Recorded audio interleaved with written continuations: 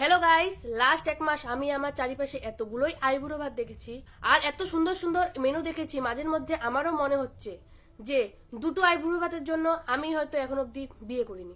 মানুষের কত রকমের নেশা থাকে, কারুর গাড়ির নেশা, কারোর শপিং করার নেশা, কারোর গ্যাজেটের নেশা, কিন্তু কখনো শুনেছেন যে কারোর বিয়ের নেশাও থাকতে পারে?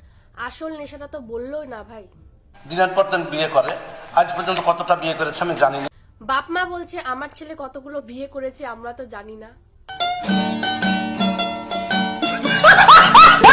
বিয়ে তো না, যেন গুপ্ত রোগ লুকিয়ে রেখেছে।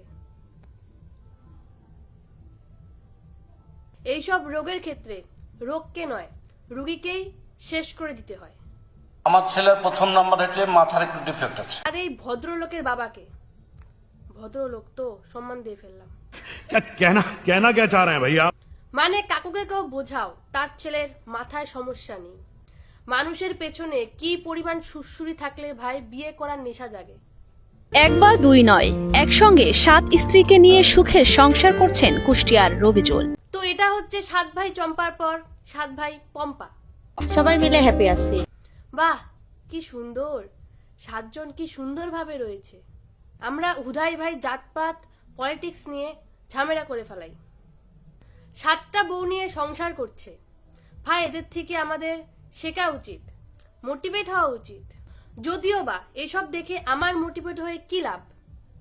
আমার বাবা আমাকে বাড়িতে থাকতে দেয়, এটাই আমার কাছে অনেক বড় ব্যাপার। জি আমি 6 নাম্বার। বলে নাকি জি আমি 6 নাম্বার। ভাই এর তো সকালে উঠে বউদের অ্যাটেন্ডেন্স নিতে হয়, কি বউ সব কটা আছে কিনা। বউ নাম্বার 1, বউ নাম্বার 2।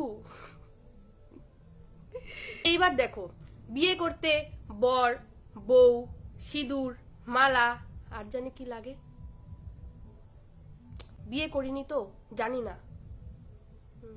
ও পুরোহিত, কিন্তু তারপরে যার যতটা ফুটানির ক্যাপাসিটি সে ততটাই করে। তো ভিডিওটা এই পর্যন্তই। ভালো লাগলে লাইক, কমেন্ট এন্ড ফলো করে দিও। দেখা হচ্ছে নেক্সট ভিডিওতে। Bye bye.